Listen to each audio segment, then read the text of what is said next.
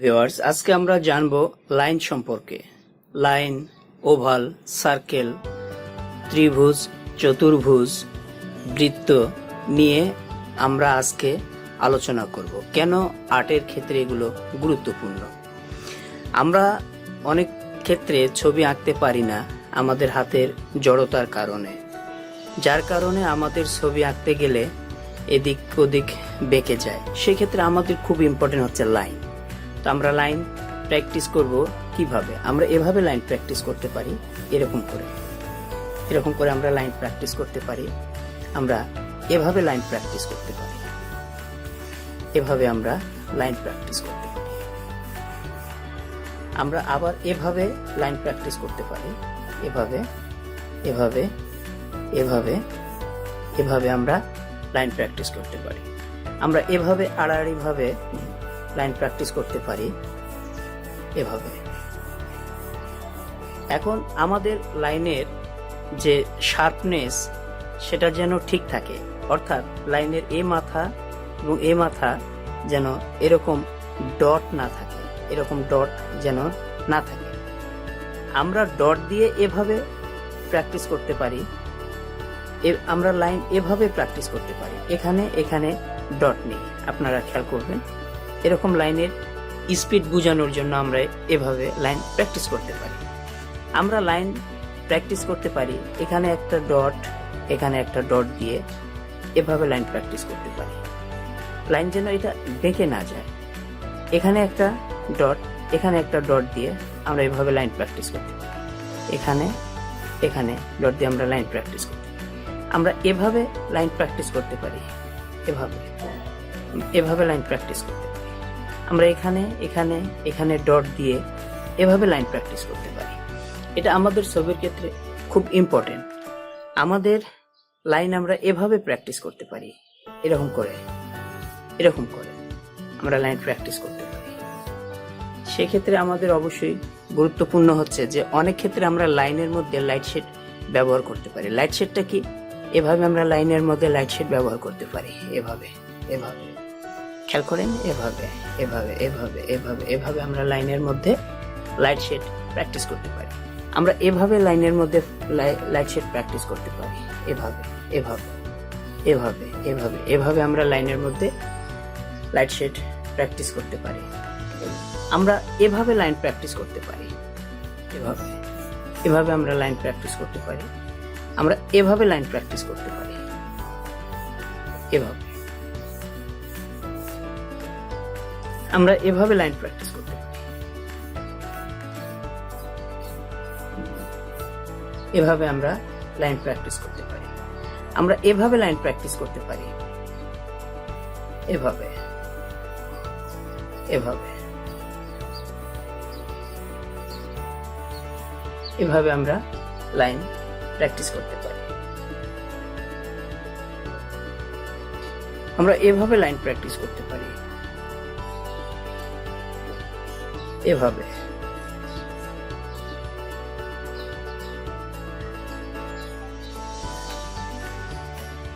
এভাবে আমরা line practice করতে পারি, এভাবে আমরা এভাবে লাইন প্র্যাকটিস করতে পারি,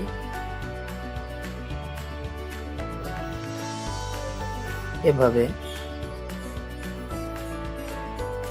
এভাবে আমরা লাইন প্র্যাকটিস করতে পারি, এভাবে আমরা লাইন প্র্যাকটিস করতে পারি। আমরা এভাবে লাইন প্র্যাকটিস করতে পারি,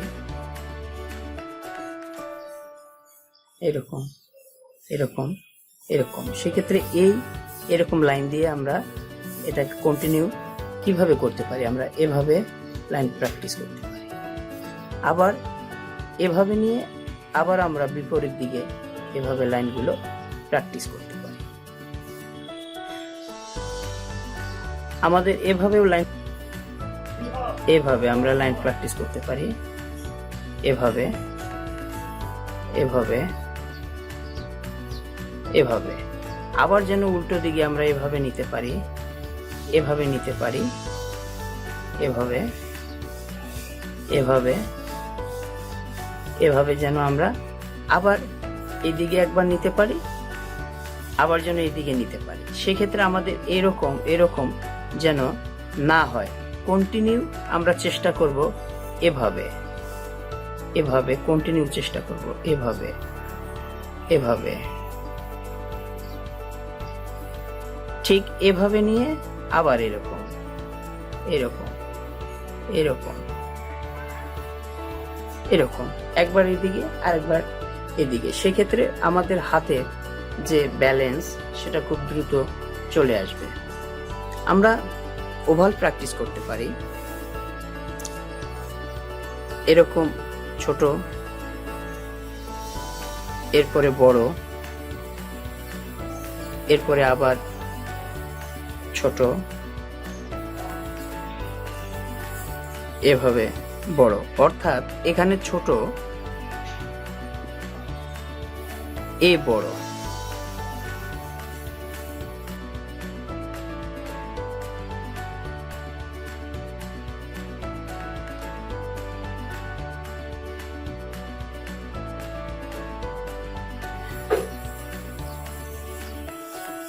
এভাবে আমরা সার্কেল প্র্যাকটিস করতে পারি। সব সার্কেল যেন আমাদের একই রকম হয়, সেক্ষেত্রে আমরা দুটো লাইন টেনে নিতে পারি। এভাবে আমরা ওভাল প্র্যাকটিস করতে পারি, এভাবে এভাবে এভাবে এভাবে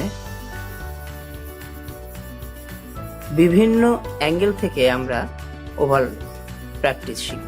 বিভিন্ন অ্যাঙ্গেল থেকে আমরা একবার এইদিকে, অর্থাৎ এইদিকে হাতকে রাউন্ড করে এভাবে ঘুরাই, ওভাল প্র্যাকটিস করতে পারি।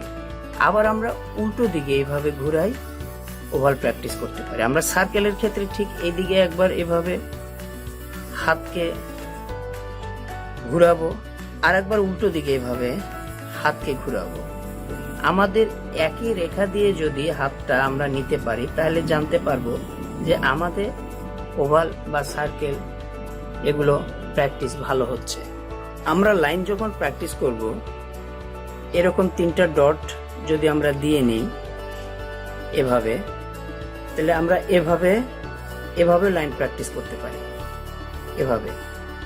এবং ধীরে ধীরে আমাদের হাতের স্পিড আমরা এভাবে বাড়াই দিতে পারি, এভাবে বাড়াই দিব, এভাবে বাড়াই দিব।